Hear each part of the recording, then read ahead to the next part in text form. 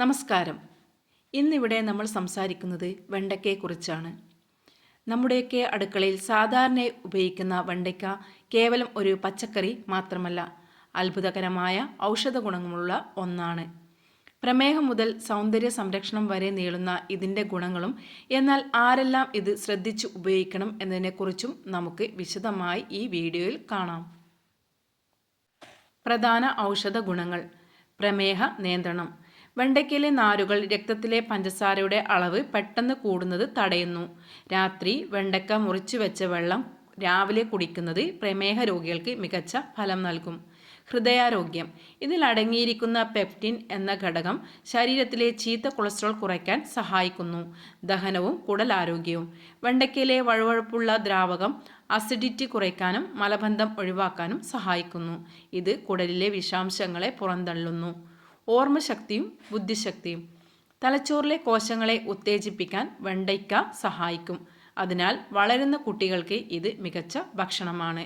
ഗർഭിണികൾക്ക് ഇതിലെ folic acid ഗർഭസ്ഥ ശിശുവിൻ്റെ തലച്ചോറിൻ്റെയും നട്ടെല്ലിൻ്റെയും വികാസത്തിന് വളരെ പ്രധാനമാണ്. രോഗപ്രതിരോധ ശേഷി. വിറ്റാമിൻ സി ധാരാളമുള്ളതിനാൽ അണുബാധകളെ തടയാനും ശ്വാസകോശ സംബന്ധമായ അസ്വസ്ഥതകൾ, ആസ്മ പോലുള്ളവ കുറയ്ക്കാനും സഹായിക്കുന്നു. ശരീരഭാരം കുറയ്ക്കാൻ. കലോറി കുറഞ്ഞതും നാരുകൾ കൂടുതലുള്ളതുമായ വെണ്ടയ്ക്ക കഴിക്കുന്നത് അമിതവണ്ണം കുറയ്ക്കാൻ സഹായിക്കും. കാഴ്ചശക്തിയും ചർമ്മവും. വിറ്റാമിൻ എ, ആൻറ്റി ഓക്സിഡന്റുകൾ എന്നിവ കണ്ണിൻ്റെ കാഴ്ചശക്തി വർദ്ധിപ്പിക്കാനും ചർമ്മത്തിലെ ചുളിവുകൾ മാറ്റി തിളക്കം നൽകാനും സഹായിക്കുന്നു. ശ്രദ്ധിക്കേണ്ട ദോഷവശങ്ങൾ. ഗുണങ്ങളുണ്ടെങ്കിലും ചിലർ വെണ്ടയ്ക്ക ഉപയോഗിക്കുമ്പോൾ ഈ കാര്യങ്ങൾ കൂടി ശ്രദ്ധിക്കണം. Kidney stone. വെണ്ടയ്ക്കയിലെ ഓക്സലേറ്റുകൾ കൂടുതലാണ്. അതിനാൽ കിഡ്നിയിൽ കള്ളുള്ളവർ അല്ലെങ്കിൽ വരാൻ സാധ്യത ഉള്ളവർ വെണ്ടയ്ക്ക അമിതമായി കഴിക്കരുത്. സന്ധിവേദന. ഇതിലെ സോളനൈൻ എന്ന ഘടകം ചിലരിൽ സന്ധിവേദനവും വീക്കവും കൂട്ടാൻ കാരണമായേക്കാം. വാതസംബന്ധമായ പ്രശ്നമുള്ളവർ ഇത് മിതമായി ഉപയോഗിക്കുക. രക്തം കട്ടപിടിക്കാനുള്ള മരുന്നുകൾ. രക്തം കട്ടപിടിക്കാതിരിക്കാൻ മരുന്ന് കഴിക്കുന്നവർ ഇതിലെ വിറ്റാമിൻ കെ അളവ് ശ്രദ്ധിക്കണം. പ്രമേഹ മരുന്നുകൾ.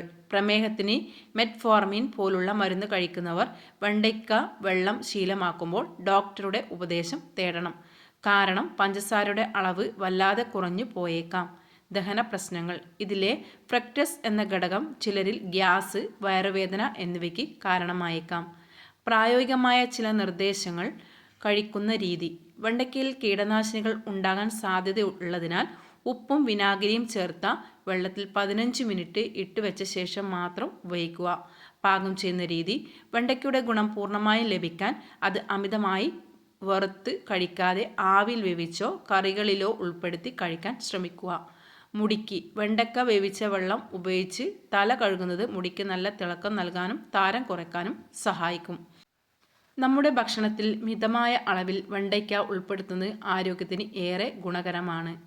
ഈ വിവരങ്ങൾ നിങ്ങൾക്ക് ഉപകാരപ്പെട്ടുവെങ്കിൽ ഇത് മറ്റുള്ളവരിലേക്കും ഷെയർ ചെയ്യുക. പുതിയൊരു വിഷയവുമായി വീണ്ടും കാണാം. നന്ദി.